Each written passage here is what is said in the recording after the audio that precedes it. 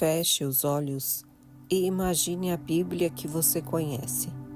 Capa de couro, páginas finas, um volume único que parece ter existido assim desde o princípio. Mas agora, abra os olhos para a realidade. A Bíblia não caiu do céu pronta, encadernada e em português. Durante séculos, o que existia era um caos de manuscritos espalhados por 3 continentes. Não existia o livro, existiam os textos. A palavra que vai abalar suas certezas hoje não é sobre o que está escrito nessas páginas, mas sobre o que foi arrancado delas. Quem decidiu o que era sagrado e o que era perigoso? Prepare-se, porque o processo de escolha foi muito mais humano do que você imagina. Nos primeiros 300 anos, o cristianismo era uma explosão de criatividade e diversidade. Imagine comunidades em cavernas, desertos e cidades cosmopolitas, cada uma lendo textos completamente diferentes. Alguns grupos seguiam cartas que você nunca ouviu falar. Outros tinham evangelho que pintavam um Jesus muito diferente do que conhecemos. Não havia um filtro central. Era uma orquestra de centenas de vozes, mas o problema é que elas não cantavam a mesma música. E onde há muitas verdades, o poder sente que não tem verdade nenhuma. O que era um pequeno grupo de seguidores tornou-se uma força capaz de abalar o Império Romano. E foi aí que o perigo surgiu. Como manter o controle de um império se cada igreja ensina uma coisa diferente? A diversidade que antes era uma riqueza tornou-se um risco político.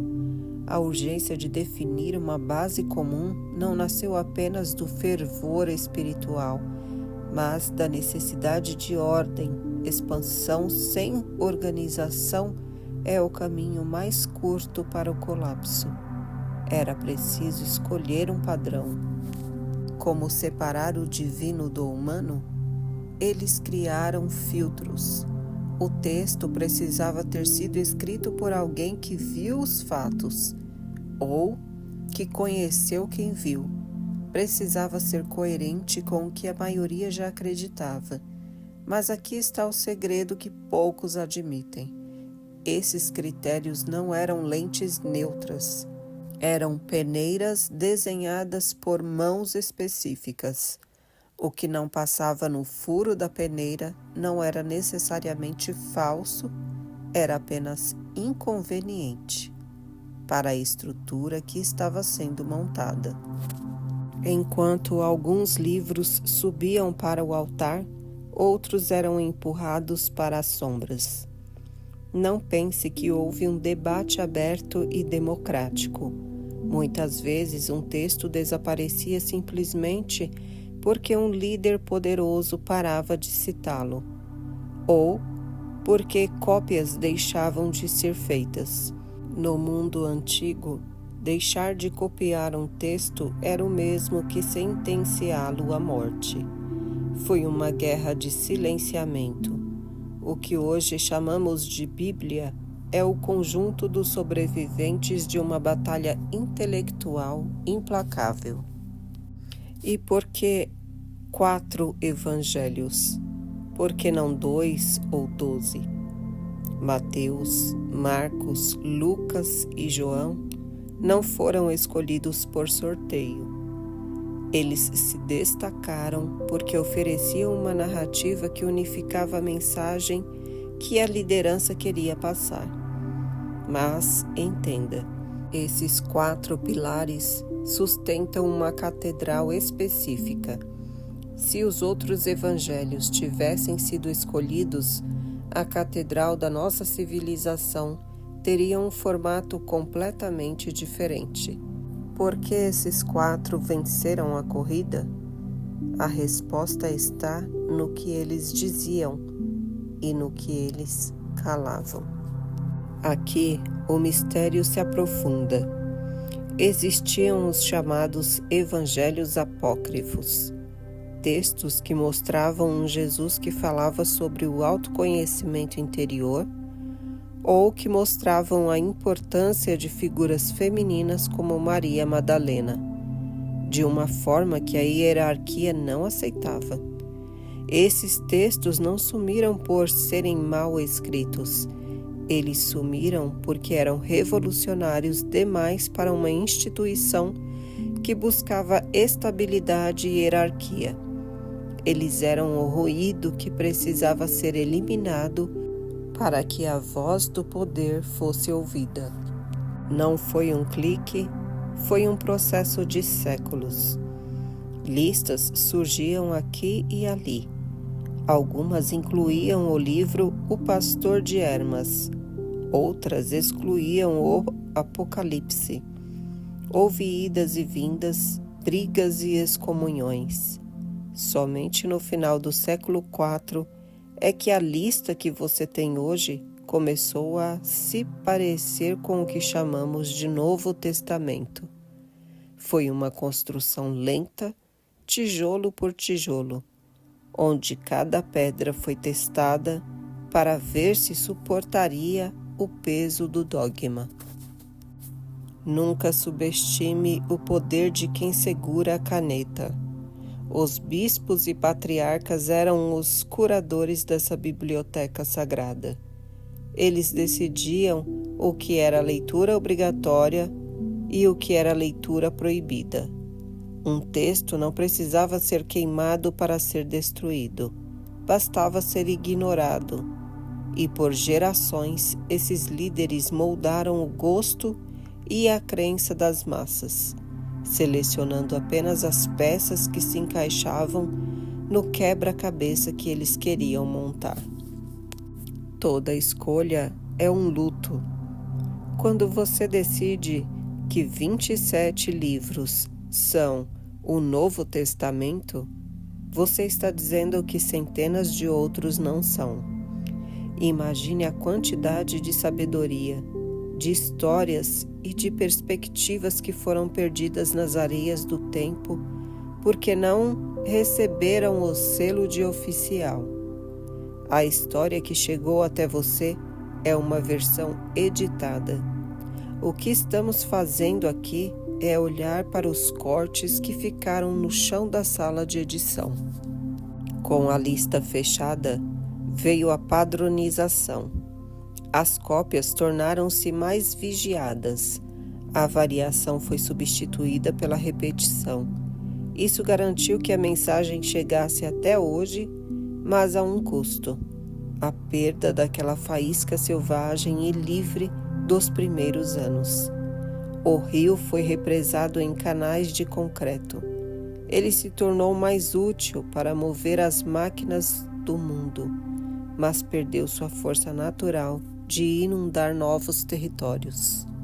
Uma vez que o livro foi fechado, ele se tornou a palavra final. O que está dentro é inquestionável, o que está fora é irrelevante.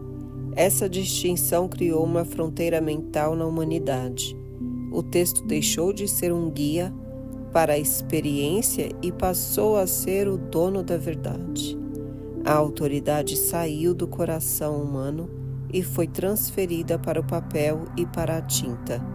E quem controla o papel, controla a alma. Você já parou para pensar que as suas crenças mais profundas podem ter sido decididas em uma reunião de 1600 anos? O que estamos revelando aqui é apenas a ponta do iceberg. Se você sente que sua mente está se expandindo, que você está começando a ver as engrenagens por trás da cortina, inscreva-se no canal agora. Não deixe que o algoritmo decida o que você deve saber. Deixe seu like e comente: eu quero a verdade. Isso ajuda a nossa mensagem a alcançar mais mentes inquietas como a sua. As escolhas feitas naqueles concílios antigos moldaram a forma como você entende o amor, a justiça, o tempo e até o trabalho. A Bíblia tornou-se o DNA da cultura ocidental. Se um texto diferente tivesse sido incluído, talvez um valorizasse mais a natureza ou a busca interna. O mundo hoje poderia não estar enfrentando as crises que enfrenta. Pequenas decisões de editores antigos tornaram-se as leis de civilizações inteiras. A arqueologia moderna, como a descoberta dos manuscritos de Nag Hammadi em 1945, trouxe de volta vozes que estavam caladas há milênios. Evangelhos de Tomé, de Filipe, de Maria, eles nos mostram que a história era muito mais rica e complexa. Eles são como fantasmas que voltam para nos lembrar que o que consideramos fixo foi na verdade uma escolha, e o que foi escolhido nem sempre é a história completa. Hoje, bilhões de pessoas leem a Bíblia como se ela tivesse surgido pronta. Mas quando você entende a construção, o valor do livro não diminui, ele muda. Ele deixa de ser um objeto mágico e passa a ser um documento histórico de uma luta épica pela definição do sagrado. Ler a Bíblia sabendo como ela foi formada é como ver o mapa e o território ao mesmo tempo. O texto pode ser o mesmo há séculos, mas a interpretação muda com o vento. Cada geração usa as mesmas palavras para justificar coisas diferentes. Já usamos a Bíblia para justificar a escravidão e para lutar pela liberdade. Isso prova que o poder não está apenas no texto, mas na mão de quem o interpreta. O livro é a ferramenta, a mente humana é o artesão. Você não é apenas um receptor passivo. Quando você lê, você traz sua história, seus medos e seus desejos para as páginas. A Bíblia é um espelho. O que você lê nela diz tanto sobre você quanto sobre o texto. O segredo da sua longevidade é a capacidade de ser um camaleão espiritual, adaptando-se a quem a segura. Apesar de todas as edições, censuras e escolhas políticas, algo sobreviveu. Há uma força naquelas palavras que atravessou impérios que desmoronaram e línguas que morreram. Existe um núcleo de verdade que a política não conseguiu matar. É por isso que, mesmo conhecendo os bastidores, o fascínio pelo texto continua. Ele toca em algo que é maior que a própria história. Antes o livro era acorrentado nos altares, lido em línguas que ninguém entendia. Hoje você tem no celular, mas a ironia é que, quanto mais acesso temos, menos entendemos o processo de sua criação. Temos o produto final, mas esquecemos da fábrica. E quem esquece a fábrica torna-se escravo do produto. A formação da Bíblia na nossa mente ainda está acontecendo. Novas traduções, novas descobertas arqueológicas e novos estudos linguísticos continuam desafiando o que achávamos que sabíamos. A história está viva. O cânon pode estar fechado, mas o nosso entendimento sobre ele está mais aberto do que nunca. Ter um olhar crítico não é ser um descrente, é ser um buscador, é ter o respeito de querer conhecer a verdade nua sem os adornos do dogma. Quando você olha para a Bíblia com clareza, você para de ser um seguidor cego e se torna um explorador consciente. E exploradores são muito mais difíceis de controlar. Isso revela que a nossa realidade é construída, que as verdades que herdamos foram moldadas por homens com nomes, endereços e interesses. E isso nos dá uma responsabilidade gigante. Se a história foi construída, nós também temos o poder de construir o que vem a seguir. Imagine por um segundo um mundo onde o Evangelho de Tomé fosse o principal e não o de Mateus. Um mundo onde o autoconhecimento fosse o centro da fé, em vez da obediência institucional. Como seria a sua vida hoje? Onde estaríamos como espécie? Essa pergunta é um portal para infinitas possibilidades. Agora você entende como a base foi montada? Você entende que as ferramentas de Deus foram escolhidas por mãos de homens? Mas o que acontece quando essas ferramentas saem das igrejas e entram nos palácios? O que acontece quando a Bíblia deixa de ser um guia de alma e se torna um mapa de guerra? Agora que você entende como os textos foram escolhidos e a estrutura foi montada, surge uma nova e inquietante questão. Quando o cristianismo se tornou a religião oficial e os bispos passaram a vestir ouro e morar em palácios, o que aconteceu com aquela busca radical e simples pelo divino? Enquanto muitos se acomodavam no conforto do poder, um grupo de rebeldes decidiu que, para encontrar Deus, eles precisavam perder tudo.